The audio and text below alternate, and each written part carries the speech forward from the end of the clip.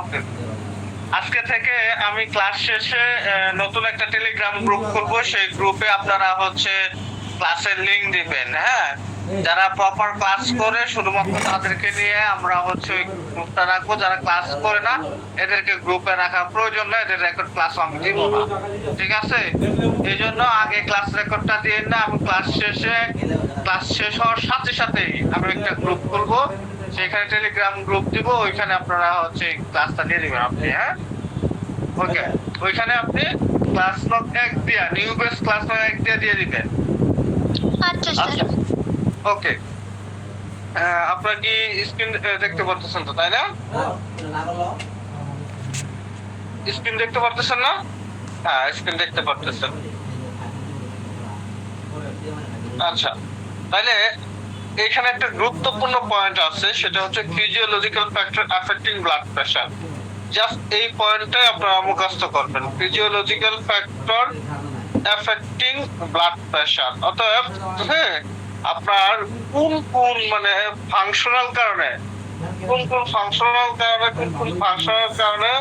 Blood pressure হচ্ছে আপনার কম বেশি হতে পারে, সেটাই হচ্ছে physiological factor of blood pressure. হ্যাঁ, যেরকম বয়স, খেয়াল করে দেখেন আপনার হচ্ছে নিউবর্ন, হ্যাঁ, নিউবর্ন এর ক্ষেত্রে সিস্টোলিক ব্লাড প্রেশারটা কত হয়? সিস্টোলিক ব্লাড প্রেশারটা 70 হয়। আবার বয়স যাদের 70 বা তার উপরে তাদের 140 হয়। তাহলে বয়স একটা ফ্যাক্টর না? বয়স একটা ফ্যাক্টর তো, বুঝতে পারছেন? রেসপন্স করুন, আপনারা কি শুনতেছেন আমার কথা? হ্যালো হ্যালো, আচ্ছা, তাহলে রেসপন্স করতে হবে না যে আমরা বুঝতেছি বলতেছি, এটা রেসপন্স করতে হবে না? আচ্ছা, এটা রেসপন্স করবেন। হ্যাঁ, আচ্ছা, এরপর হচ্ছে স্লিপ। ঘুমন্ত অবস্থায় একটা মানুষ যখন ঘুমায় তার ব্লাড প্রেশারটা কি অ্যাজ ইউজুয়াল কমতে থাকে। তাহলে এটা খুব একটা গুরুত্বপূর্ণ বিষয়। পরে হচ্ছে সেক্স, মানে আপনার হচ্ছে ছেলে এবং মেয়ে, ছেলেদের ক্ষেত্রে ব্লাড প্রেশারটা একটু বেশি, মেয়েদের ক্ষেত্রে একটু কম, তাই না? তারপরে ডাইউরেনাল ভেরিয়েশন বলতে কি বোঝায়, কেউ বলতে পারবেন?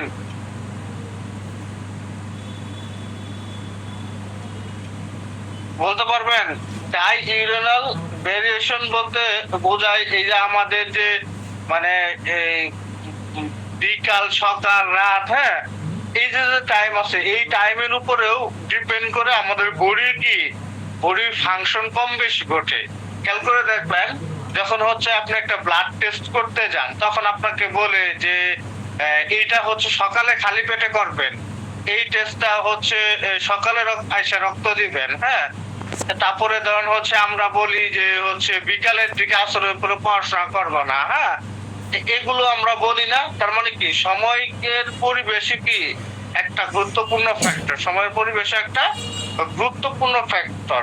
এই জন্য এই জিনিসটাই হচ্ছে ডাইউরেনাল ভেরিয়েশন। এই জিনিসটা হচ্ছে ডাইউরেনাল ভেরিয়েশন। নরমালি ব্লাড প্রেশারটা সকালের দিকে একটু বেশি থাকে, এরপরে হচ্ছে আপনার এই মানে সরি সকালের দিকে একটু কম থাকে, এরপরে আস্তে আস্তে ব্লাড প্রেশারটা কি বাড়তে থাকে, মানে বিকেলের দিকে ব্লাড প্রেশারটা কি একটু বাড়তে থাকে। আপনাদেরকে বলে দেই, যেরকম আমরা রেস্ট নিতে চাই না, এরকম আমাদের বডির প্রত্যেকটা অর্গান এবং প্রত্যেকটা পার্ট, হ্যাঁ, রেস্ট নিতে চায়। কখন সেটা হচ্ছে আসরের পর থেকেই তারা মানে রেস্টে যাওয়া শুরু করে। হ্যাঁ, তারা বডির সকল ফাংশন স্লো করে দেয়, বডির সকল মুভমেন্টকে স্লো করে দেয়।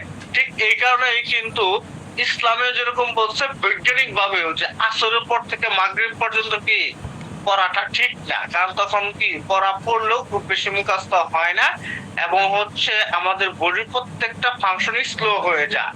তাহলে আমরা ডাইউরেনাল ভেরিয়েশন বলতে কি বুঝলাম? এই যে আমাদের সময় বেঁধে প্রেসারের যে পার্থক্যটা, যেরকম সকালের দিকে একটু কম থাকে, বিকালের দিকে এটা আস্তে আস্তে আরো বাড়তে থাকে।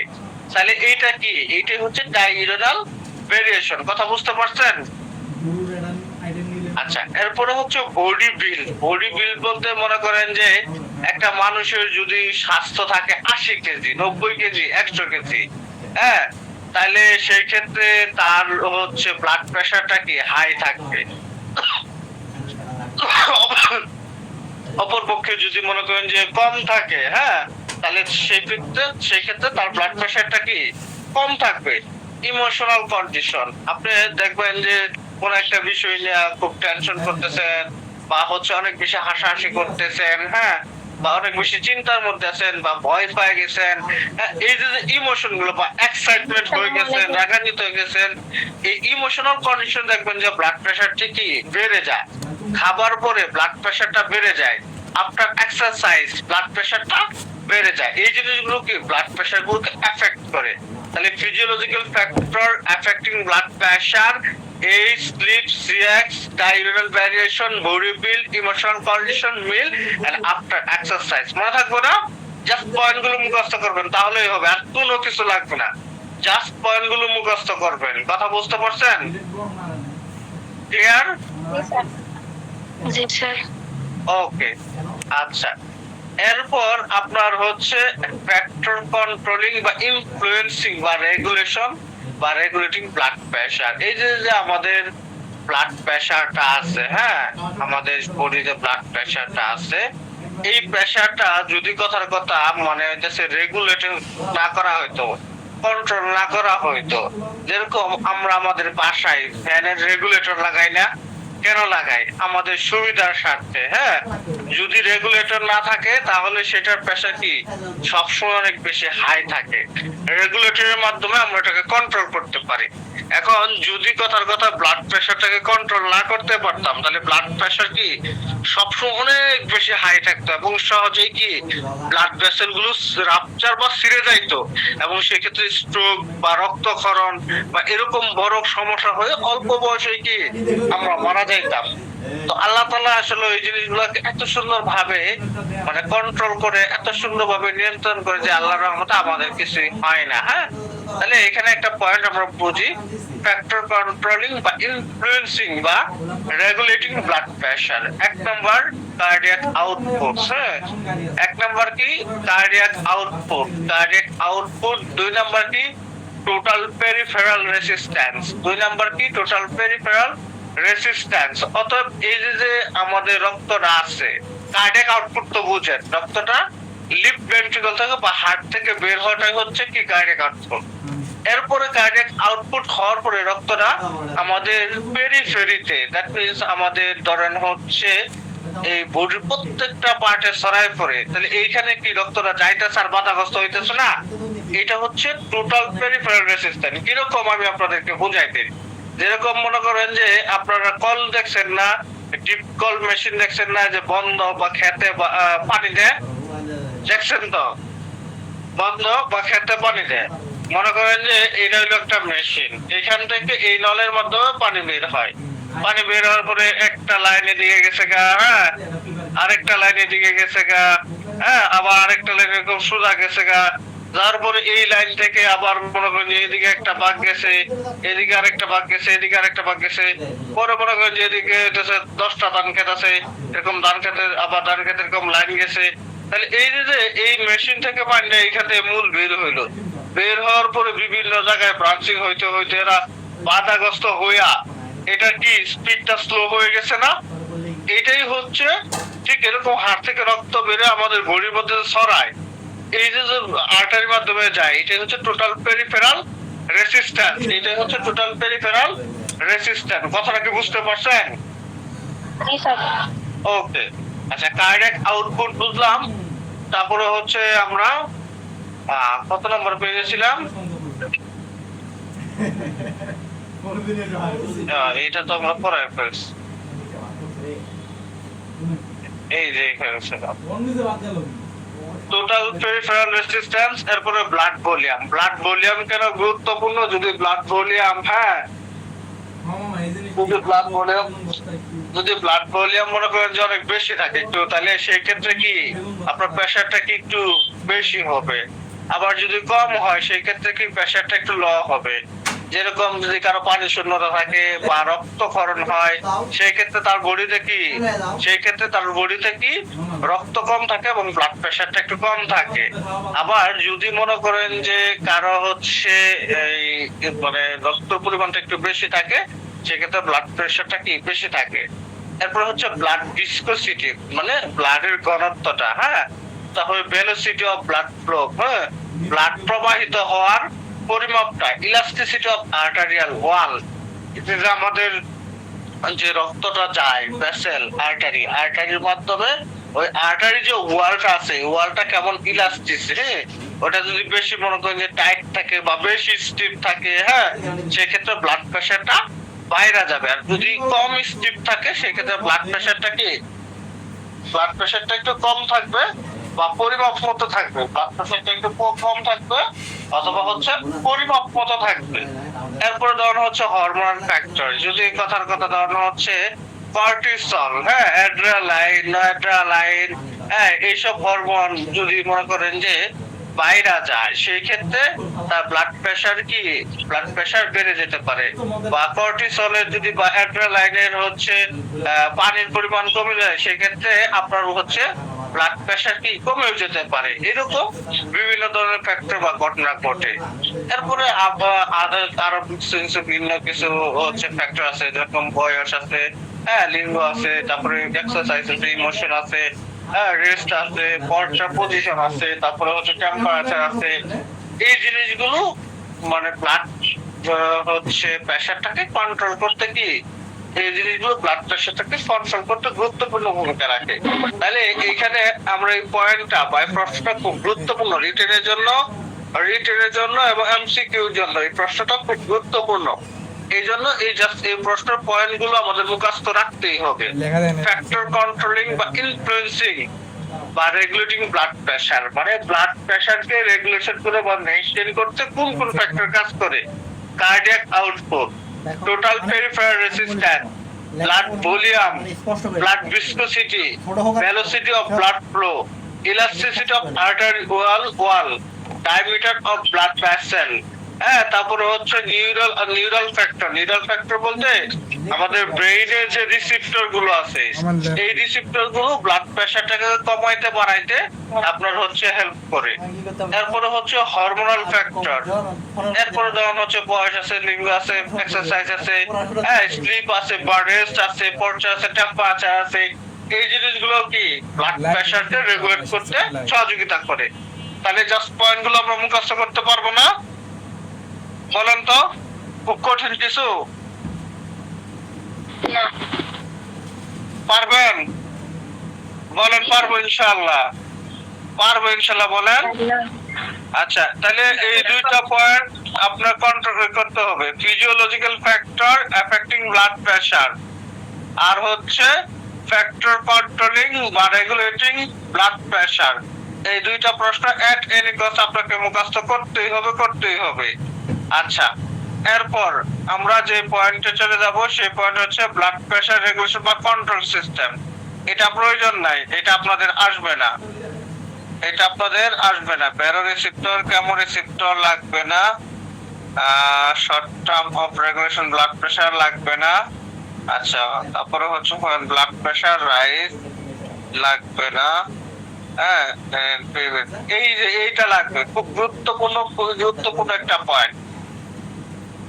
Name the hormone that regulate blood pressure. অর্থাৎ ব্লাড প্রেশারটাকে নিয়ন্ত্রণ করতে কোন কোন হরমোন কাজ করে। অর্থাৎ যদি একটা মানুষের ব্লাড প্রেশার বেড়ে যায়, হ্যাঁ, বা ব্লাড প্রেশার কমে যায়, সেখানে খুব গুরুত্বপূর্ণ যে কাজ করে সে হচ্ছে হরমোন। অর্থাৎ যদি হরমোনাল ইমব্যালেন্স থাকে, সেক্ষেত্রে একটা মানুষের ব্লাড প্রেশার কমে যেতে পারে, ব্লাড প্রেশার বেড়ে যেতে পারে। পরে এইটাকে নিয়ন্ত্রণ বা এটাকে ঠিক করার জন্য আপনাকে কেমিক্যাল খাওয়ানো হবে। সেই কেমিক্যালটা রক্তের সাথে মিশার পরে সেটা হচ্ছে আপনার বডিকে নিয়ন্ত্রণ করবে। এই যে মনে করেন যে আমরা নাপা খাই না, ওমিপ্রাজল খাই, ইসমোপ্রাজল খাই, পেন্টোপ্রাজল খাই, তারপরে multiple unit system, pulse system মানে বাম্পস ট্যাবলেট খাই। এই যে মনে করেন যে আমরা যে নাপা খাই, এটা কি, এটা জিনিসটা কি বলতে পারবেন? এটা একটা কেমিক্যাল। কি কেমিক্যাল? ওই কেমিক্যালের আপনার নাম হচ্ছে কি প্যারাসিটামল। ওই প্যারাসিটামল কেমিক্যালটা আমাদের বডির মধ্যে ঢোকার পরে ধরনের হচ্ছে সে হচ্ছে হরমোনাল যে বিভিন্ন ইফেক্টর আছে, যেমন এন্ডোফেরন, হ্যাঁ, এটাকে রাইজ করবে, বৃদ্ধি করবে। বৃদ্ধি করার মাধ্যমে সে হচ্ছে শরীরে ব্যথাটাকে কমাবে। এবং আরেকটা জিনিস আছে, সেটাকে হচ্ছে রাইজ করবে। রাইজ করার মাধ্যমে টেম্পারেচারটাকে সে কন্ট্রোল করবে। তার মানে এই যে আমরা ওষুধগুলো খাই, এগুলো কি একটা কেমিক্যাল। এই হরমোনাল ইমব্যালেন্সের জন্য সবথেকে যে জিনিসটা কাজ করে সেটা হচ্ছে কেমিক্যাল সবচেয়ে ভালো কাজ করে। তো আপনাদের এত বড় ডাক্তার সাজার প্রয়োজন নেই, আমাদের যে জিনিসটা জানতে হবে সেটা হচ্ছে hormone regulating blood pressure, hormone increase blood pressure. কি কি হরমোন ব্লাড প্রেশারকে বৃদ্ধি করে? Renin, angiotensin, aldosterone, antidiuretic hormone, ভ্যাসোপ্রেশন, ইপিফাইন, নোইপিফাইন। আমি আপনাকে একটা এক্সাম্পল দেই। আপনার হচ্ছে আমার এক ফ্রেন্ড, হ্যাঁ, আর আম্মু মারা গেছে কিছু আগে। তো রোগীটার ওরা 2 দিন যাবত ভর্তি করছে। ভর্তি করার পরে যেদিন মারা যায় সেদিন খুব সিরিয়াস। তো ও ওই দিন আর কি আমার সাথে যোগাযোগ করতেছে, কখন কি হচ্ছে না হচ্ছে আপডেট দিতেছে। তো যখন হচ্ছে ওই পেশেন্টটাকে নয়পিফাইন আর নয়ট্রালিন, হ্যাঁ, আপনার হচ্ছে এই 2টা ইনজেকশন দিতে বললো। ঠিক তখনই বুঝলাম যে এই পেশেন্টটা মোটামুটি ইন্নালিল্লাহ, মানে এই পেশেন্টটা মোটামুটি মৃত্যু নিশ্চিত, মানে খুব ইমার্জেন্সি। এরপরেও দেওয়ার পরেও মানে ওই মুহূর্তে আসলে পেশেন্টকে বাঁচানো অনেক কঠিন। মানে এতটা হরমোনাল ইমব্যালেন্স হয়েছে, রক্ত এতটা লো হয়েছে, হ্যাঁ, যে এই হরমোন গুলো দিয়া এই ব্লাড প্রেশার গুলোকে হাই করার চেষ্টা করতেছে, কিন্তু আসলে হয় না, আল্লাহ তাআলা নিয়ে নিয়েছে। তো সেই ক্ষেত্রে আপনারা মনে করেন যে এই নামগুলো অন্তত জানতে হবে কেন?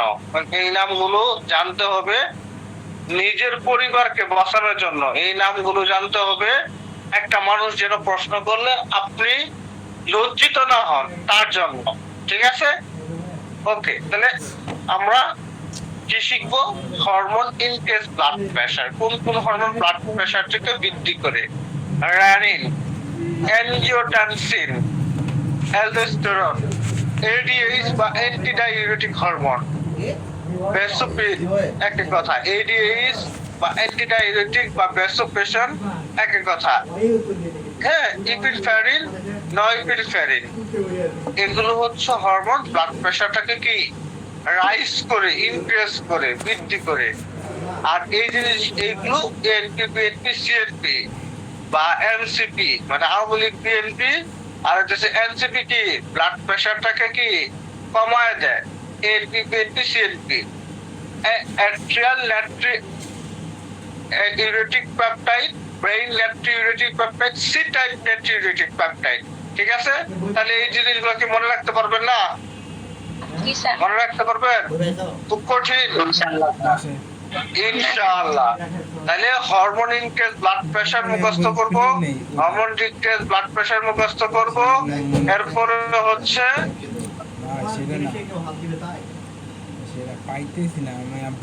এরপরে হচ্ছে ফ্যাক্টর কন্ট্রোলিং বা রেগুলেটিং ব্লাড প্রেশার, এটা মুখস্থ করব। আর হচ্ছে physiological factor affecting blood pressure. এই 3টা প্রশ্ন আমরা সুন্দর করে মুখস্থ করব ইনশাআল্লাহ। পারবেন না? আচ্ছা, ওকে। এরপর আপনার ইম্পর্টেন্স অফ ব্লাড প্রেশার লাগবে না, আমরা গুরুত্বপূর্ণ পয়েন্টে চলে যাব, সেটা হচ্ছে পালস। খুবই খুবই খুবই গুরুত্বপূর্ণ একটা পয়েন্ট। এই প্রশ্নটা আমার জীবদ্দশায় এমন কোনো প্রশ্ন দেখি নাই, এমন কোনো বছর দেখি নাই যে কখনো এই প্রশ্নটা মিস গেছে। দ্যাট মিন্স নকল করার জন্য শতভাগ উপযোগী একটা প্রশ্ন, সেটা হচ্ছে পালস। What is pulse? তারপর হচ্ছে peripheral pulse with the site underlying, হ্যাঁ, বা common site of peripheral pulse, হ্যাঁ? এটা খুবই খুবই খুবই গুরুত্বপূর্ণ একটা প্রশ্ন। আচ্ছা, পালস কি কেউ বলতে পারবেন? জি স্যার। বলেন তো। স্যার পাস, স্যার আমি তো ডেফিনেশনটাই পারবো, স্যার বলবো? বলেন। The ডেফিনেশন pulse বলতে হবে না, আমার বুঝায় বলতে হবে। স্যার তাহলে আপনিই বলেন, স্যার আপনার মতো করে বলুন। আচ্ছা, এই যে মনে করেন যে আপনারা ছোট সময় বা এখনই তো আপনারা অনেক বড় হয়ে গেছেন, ব্যাপারটা এরকম না। কারণ হচ্ছে এই যে পাইপ যে যায়, পাইপের যে পানিটা যায়, ওই পানিটা যে যাইতেছে, যদি আপনি পাইপের উপরে হাত দেন, খুব সহজেই বুঝতে পারেন না? খুব সহজেই তো বুঝতে পারেন। জি স্যার। মনে করেন যে আপনার বাসার যে মোটরটা অন করছেন, মোটর অন করার পরে এই পাইপ দিয়া পানি যাইতেছে। পানি যাইতেছে, এটা আপনি দেখতেছেন তো না, কিন্তু আপনি মোটরের মধ্যে হাত দিলেই, সরি, পাইপের মধ্যে হাত দিয়ে দেখলেন যে পানিটা যাইতেছে বা পানিটা বের হইতেছে, তাই না? এই যে পানিটা পাইপ দিয়ে যাইতেছে বের হইতেছে, এটা উপরে ধরেই, হ্যাঁ, টাচ করে যে আপনি ফিল করতে পারলেন, এই জিনিসটাই হচ্ছে পালস। ঠিক এরকম আমাদের যে ব্লাড, যে আর্টারিটা আছে, যে আর্টারিতে রক্তটা যায়, এই আর্টারির মধ্যে আপনি ধরলে বুঝতে পারবেন যে এখানে একটা চাপ সৃষ্টি হইতেছে। তার মানে কি, ব্লাড প্রেশার, কি ব্লাড প্রেশারটা হচ্ছে, এই তো বুঝতে পারবেন না? আচ্ছা, sir. Okay. The pulse is a wave of distension and elongation filled an artery wall, অর্থাৎ আর্টারি ওয়ালের মধ্যে আপনি যে অনুভূতি বা অনুভবটা ফিল করবেন due to pressure change during ventricular system and diastole. অর্থাৎ যখন ব্লাডটা আর্টারিতে যাইতেছে তখন হচ্ছে কি সিস্টোল, আবার হচ্ছে যখন ফিরে আসতেছে তখন হচ্ছে ডায়াস্টল, তাই না? এই সিস্টোল আর ডায়াস্টলের সময় আপনি যে ডিস্টেনশন এন্ড ইলাঙ্গেশন ওয়েভটা ফিল করবেন, এই জিনিসটা কি পালস। এই জিনিসটা কি পালস, মনে থাকবো? জি স্যার। ওকে। গুরুত্বপূর্ণ পয়েন্ট, নরমাল ভ্যালু বা নরমাল রেঞ্জ অফ পালস। পালসের নরমাল ভ্যালু কত? নরমাল রেঞ্জ হচ্ছে 60 থেকে কত? 60 থেকে 80, 60 থেকে 80। এভারেজ বিট, এভারেজ বিট কত? এবিজি কত? এবিজি হচ্ছে 72 per minute, 72 per minute at rest. তাহলে পালসের নরমাল ভ্যালু কত? 60 থেকে 80 প্রতি মিনিটে। এভারেজ হচ্ছে 72। এভারেজ হচ্ছে কি? এভারেজ হচ্ছে 72। বুঝতে পারছেন? স্যার, হুম। স্যার হচ্ছে আমাদের ক্লাসে একটা স্যার পড়াইতেছিল, তো বললো যে হচ্ছে উনি তো ডক্টর, তো বলতেছিল যে এখানে ভুল দেওয়া আছে, তোমরা হচ্ছে বলার সময় 60 থেকে 90 পার মিনিটে এটা বলবা, তাই তো বলছিল। এখন যেহেতু ডাক্তার বলছে তাহলে তো সত্যি কথাই বলছে, তাহলে আমি যেহেতু ডাক্তার না, তাহলে আমি তো ভুল বললাম। এইটা রেঞ্জ, আমি বলি রেঞ্জ, পৃথিবীর কোন বৈজ্ঞানিক, কোন ডাক্তার কাছাকাছি থাকলে সেটা ভুল ধরতে পারবে না। এই একটু আগেও তো আমরা 60 থেকে 90 পরে আসছি না? ট্রাকিকার্ডিয়া, ব্রেডিকার্ডিয়ার সময় পরে আসছি না? এইখানে 60 থেকে 80 দেওয়া আছে। সো এটাও ভুল না, এটা ভুল না, বুঝতে পারছেন? কারণ রেঞ্জটা কাছাকাছি আছে।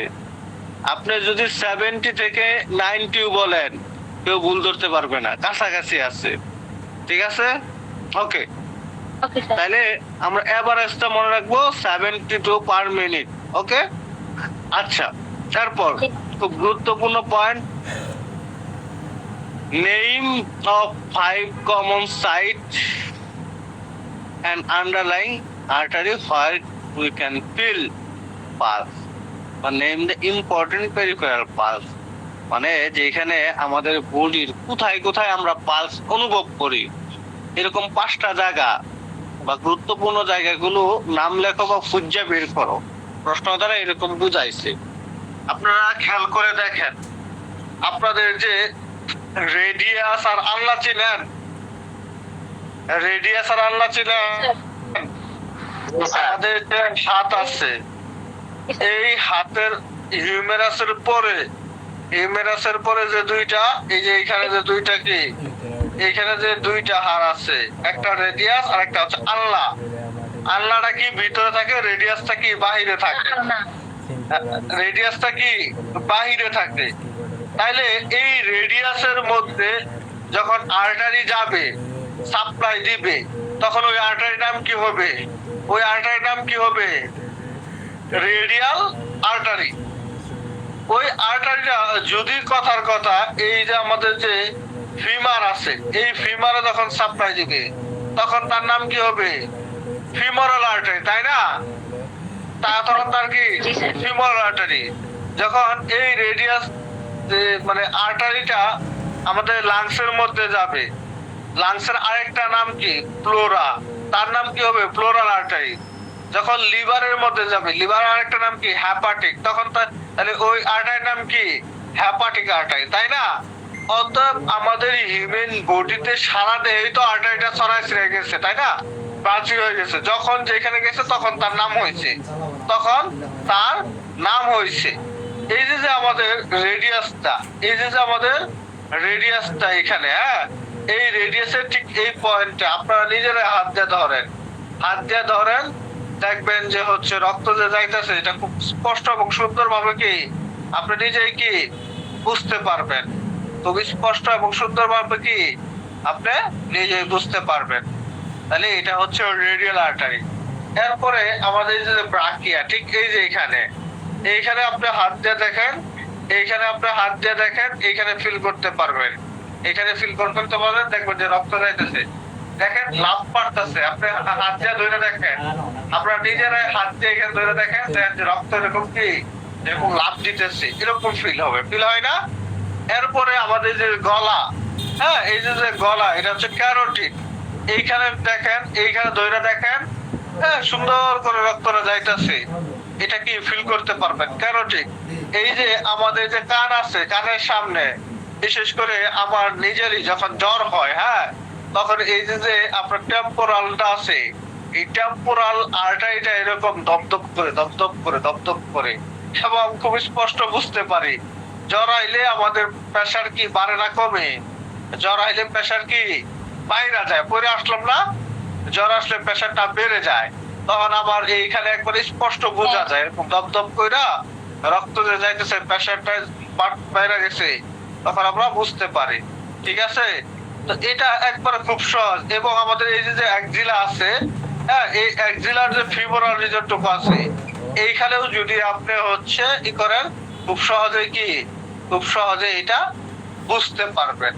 এরপরে এই যে আমাদের ডরসাল আছে, হ্যাঁ, পায়ে যে ডরসাল আছে, এই ডরসালে এখন হাত দেন, দেখেন ঠিক এই পয়েন্টে হাত দেন, দেখেন, হ্যাঁ, মনে হইতেছে এটা ব্যাঙ্গে লাভ করতেছে, এরকম রক্তের কি রক্ত এরকম ভাবে লাভ দিতেছে। এই পুস্তুরিয়র পিছনের দিকেও পুস্তুরিয়র চাপ দেন, দেখেন যে রক্ত হইতেছে, যে চলাচল করতেছে, এটা অনুভব করতে পারবেন।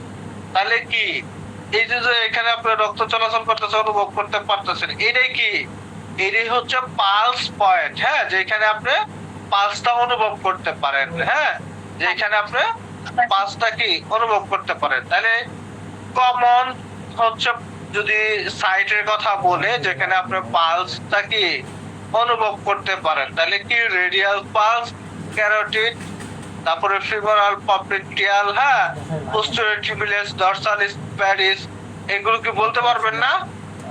এগুলো বলতে পারবেন? ইনশাআল্লাহ বলতে পারবেন। এটা কিন্তু খুব ইনশাআল্লাহ। কমন একটা প্রশ্ন, হ্যাঁ, এইভাবে প্রশ্ন হতে পারে যে mention 5 common site, mention 5 common site for the pulse, এইভাবে প্রশ্ন হতে পারে। Name the important peripheral pulse, এইভাবে প্রশ্ন হতে পারে। ঠিক আছে? তাইলে আমরা পালসের নাম শিখলাম, কি কি পালস আছে? রেডিয়াল পালস আছে, ক্যারোটিড পালস আছে, ফিমোরাল পালস আছে, পপলিটিয়াল পালস আছে, পোস্টেরিয়র টিবিয়াল পালস আছে, ডরসালিস প্যারিস পালস আছে। আন্ডারলেইং আর্টারি মানে ওইটাছে এই রেডিয়াল পালসে কোন আর্টারি থাকবে? অবশ্যই রেডিয়াল আর্টারি। ক্যারোটিড আর্টারিতে কোন আর্টারি থাকবে? Common carotid artery. ফিমোরাল আর্টারিতে কোন পালস থাকবে? ফিমোরাল আর্টারি, তাই না? পপলিটিয়াল আর্টারিতে পপলিটিয়াল মানে পপলিটিয়াল পালসে পপলিটিয়াল আর্টারি থাকবে, পোস্টেরিয়র টিবিয়ালে কি পোস্টেরিয়র টিবিয়াল আর্টারি থাকবে, ডরসালিস প্যারিস আর্টারি থাকবে। ঠিক আছে? আচ্ছা, জাস্ট আপনাদের এখন পয়েন্ট কোথায় বা কি আন্ডারলাইন এটুকু দরকার নাই, জাস্ট পালসের নাম মুখস্থ করবেন। কি কি pulse? Radial pulse, carotid pulse, femoral pulse, popliteal pulse, posterior tibial pulse, dorsalis pedis pulse. মনে থাকবো? কথা ক্লিয়ার? জি স্যার। ওকে, আচ্ছা, জাস্ট এখন পালসের নামগুলো মনে রাখবেন। এরপর আরো গুরুত্বপূর্ণ পয়েন্ট, খুবই গুরুত্বপূর্ণ point, list the point are to be noted during examination of radial pulse. এই রেডিয়াল পালস যখন আপনি হইতেছে পরীক্ষা করবেন, দেখেন ডাক্তারের কাছে যাবেন, ডাক্তারের কাছে গেলে হ্যাঁ এই হাতের মধ্যে ধরবো, ধরে সে 15 সেকেন্ড ধরে রাখবে। হ্যাঁ, সে তখন কি কি জিনিসগুলোকে লক্ষ্য করে বা পরীক্ষা করে, এই যে আপনার রক্তটা প্রবাহিত হইতেছে, এটার রেটটা কেমন, অনেক বেশি না কম, এটার রিদমটা কেমন, ছন্দটা কেমন, এখন একটা বারে দিল, 1 মিনিট পরে একটা বারে দিল, আবার 1.5 মিনিট পরে একটা বারে দিল, আবার 30 সেকেন্ড পরে একটা বারে দিল, এইরকম কিনা, হ্যাঁ এটা সিকোয়েন্সটা মেনটেন করে কিনা, ভলিউমটা কেমন, হ্যাঁ কতটুকু পরিমাণে রক্তটা হচ্ছে প্রবাহিত হচ্ছে, এটার চরিত্রটা কেমন, ব্লাড ভেসেলের কন্ডিশনটা কি, এবং ডিলেড পালস আছে কিনা, দেরিতে পালস আছে কিনা, এই জিনিসগুলো কি নোট করতে হবে। তাহলে point to be noted during examination of radial pulse, rate rhythm, volume, character, condition of the vessel wall, delayed pulse. Clear? মনে থাকবে এই জিনিসগুলো? স্যার একটা প্রশ্ন ছিল। হ্যাঁ বলেন। হবে না রে ভাই। স্যার হচ্ছে আপনি বললেন না যে হচ্ছে 15 সেকেন্ড ওনারা হচ্ছে লক্ষ্য করেন, তো স্যার 15 সেকেন্ডে যতবার বিট দেয় ওইটা কি হচ্ছে স্যার নরমালি আমরা কি হচ্ছে মানে স্যার আমরা কোনো মেশিন ছাড়াই কোনো যন্ত্র ছাড়াই কি বলার কোনো উপায় নেই যে স্যার কতটুকু পালস হয়েছে? এটা মেশিন ছাড়াও জরুরি মুহূর্তে সেই পালসটা মেজারমেন্ট করার জন্যই তো এই point to be noted during examination of radial pulse, radial পালসের ম্যানুয়াল সিস্টেমটা আছে, তাই না? সাধারণত আমাদের প্রতি মিনিটে বিট দেয় কয়টা? প্রতি মিনিটে বিট দেয় কয়টা? এভারেজ 72, তাই না? আচ্ছা, নরমাল রেঞ্জ কত? 60 থেকে 90, তাই না? 60 থেকে 80 দিলে হবে না স্যার? হ্যাঁ 60 থেকে 80 যদি আসে আরে ভাই দিলেও হবে, অসুবিধা নাই, কিন্তু আমরা মোটামুটি কি 60 থেকে 90 বেশি পড়ি, দিলেও হবে, অসুবিধা নাই। আচ্ছা 60 থেকে 90, যদি কথার কথা 60 এর নিচে যা, 60 এর নিচে যা, তাহলে সেটাকে কি বলা হয়? ব্র্যাডিকার্ডিয়া। আর যদি 100 এর উপরে যায় তাহলে সেটাকে কি বলা হয়? ট্রাকিকার্ডিয়া, তাই না? আচ্ছা, এখন 15 মিনিট আপনি হচ্ছে রেডিয়াল পালসে, রেডিয়াল যে পালস আছে রেডিয়াল পালসে ধরলেন, হ্যাঁ ধরার পরে আপনি 15 সেকেন্ড ঘড়ি ধরবেন, আর হচ্ছে ওইখানে খেয়াল করবেন যে 15 সেকেন্ডে আপনি কয়টা পালস পাইলেন। যেরকম আমার হাতে আমি নিজে দেখি